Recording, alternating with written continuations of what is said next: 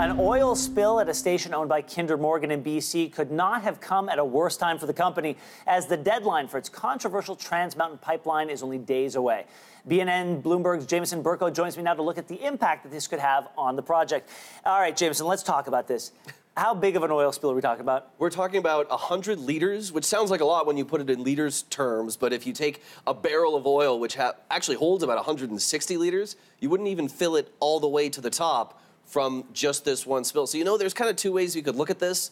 On the one hand, certainly opponents are going to be emboldened and say, sure, this is just, foreshadowing a possibly bigger spill. The other way you could look at it, though, is this is state-of-the-art pipeline monitoring working exactly the way it's supposed to. As soon as a leak was detected, they shut the pipeline down, they cleaned everything up, they brought everything up and running again in a matter of a few hours. And so, this could actually help both sides with their arguments as we hurtle towards this decision on Thursday. So Ottawa is very interested in seeing this project move forward. Very interested is an interesting understatement. Exactly. Is this spill going to help or hinder their endeavor? That's a good question, because I guess it depends which narrative Canadians are going to be willing to believe more readily, right? Because we're not talking about a spill. It's a symbol, right? A spill is a symbol. Right.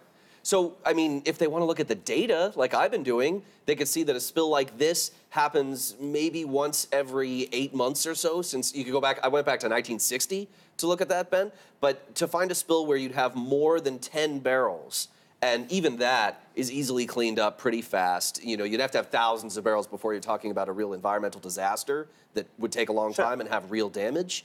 A spill of more than 10 barrels occurs statistically every 12 years or so from the Trans Mountain pipeline. So, hopefully that helps Canadians at least come to terms with whether or not that's an acceptable level of risk, as opposed to the kind of hysteria and misinformation that both sides are putting out there, like one side saying, there's never going to be a spill, another side saying, there's definitely going to be a massive spill. Both those people are wrong. Has there been any reaction from markets thus far? Not yet, but of course, market's not open yet. We'll see how Kinder Morgan Canada, which has been really volatile lately, of course, leading up to this decision that's happening on Thursday.